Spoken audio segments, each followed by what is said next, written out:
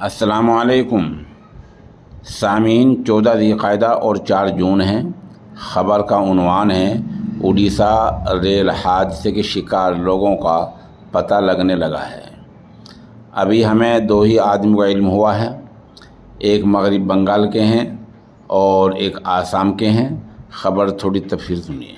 مغرب بنگال کے نوجوان شفیق قاضی، جیسا آپ تصویر میں دیکھ رہے ہیں، اس حادثے میں شفیق قاضی کا انتقال ہو گیا ہے۔ ان کے گھر والوں نے بتایا کہ یہ نوجوان حادثے سے چند منٹ پہلے ہی گھر پر ویڈیو کال کی تھی۔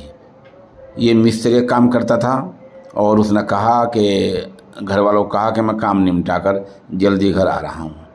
تھوڑی دیر میں ہی اس کے ساتھی کا فون آ گیا کہ شفیق قاضی حادثے کا شکار ہو گیا ہے۔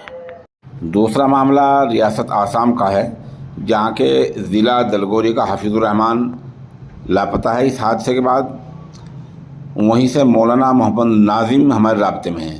وہ بتا رہے ہیں کہ کل پولیس کا ان کے گھر والوں کے پاس فون آیا تھا اور پولیس نے بتایا کہ یہ موبائل ملا ہے، اس کے نام کا موبائل مل گیا ہے، لیکن یہ نہیں پتہ چل رہا کہ حفیظ الرحمان زندہ ہے یا مردہ ہے۔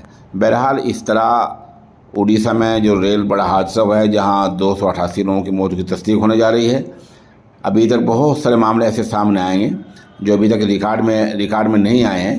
آپ ہمارے ساتھ بنے رہیں، جیسے جیسے کچھ چیزیں سامنے آتی رہیں گی ہم انشاءاللہ آپ کو اس سے مطلع کرتے رہیں گے۔ بہرحال آپ یہ دعا کریں کہ اللہ تعالیٰ جو وہاں جس طرح کے معاملے سامنے آ رہے ہیں، اللہ تعالیٰ اس میں بہتری فرمائیں۔